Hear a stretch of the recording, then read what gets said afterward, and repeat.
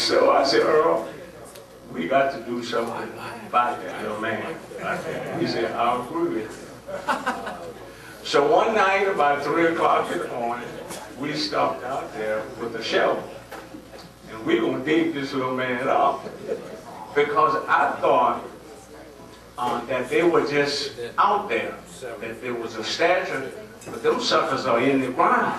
Right? So we're digging, and no matter how far we dug, we couldn't get the sucker up.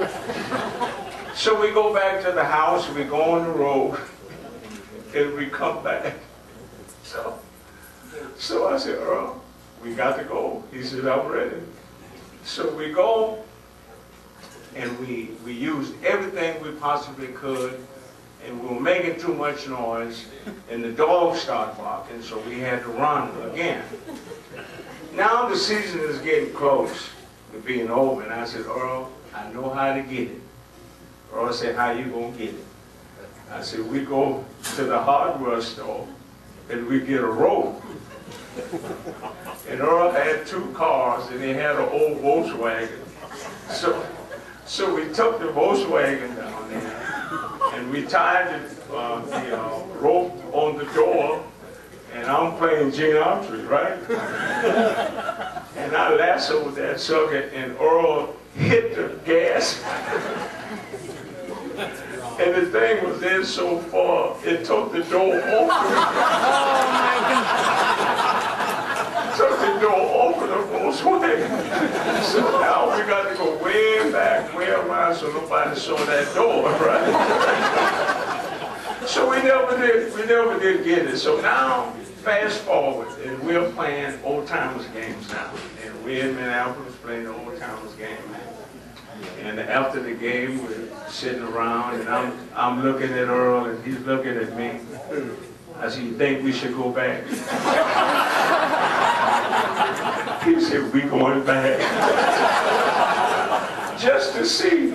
And sure enough, we passed that house, and there was that little man out there.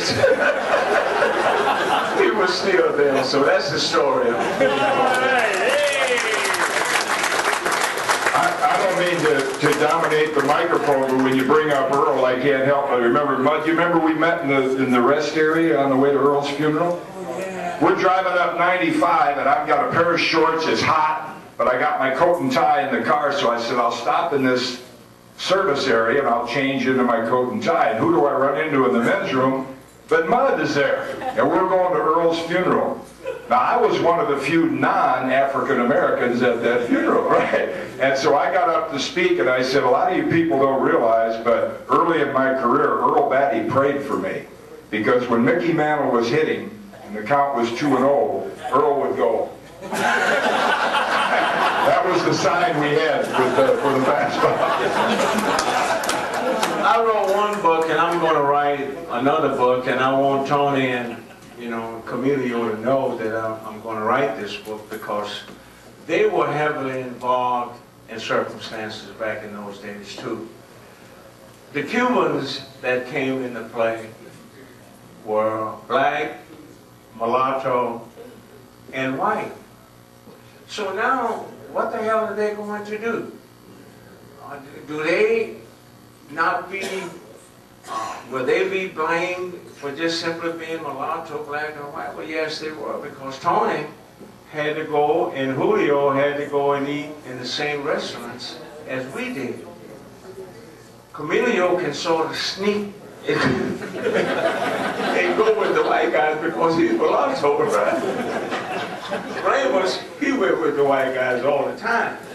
So nobody remembers this. Nobody knows that.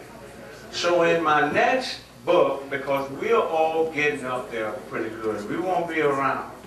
I want to know what he thought about that. I want to know what Camilio thought about that. I want to know what Tony thought about that.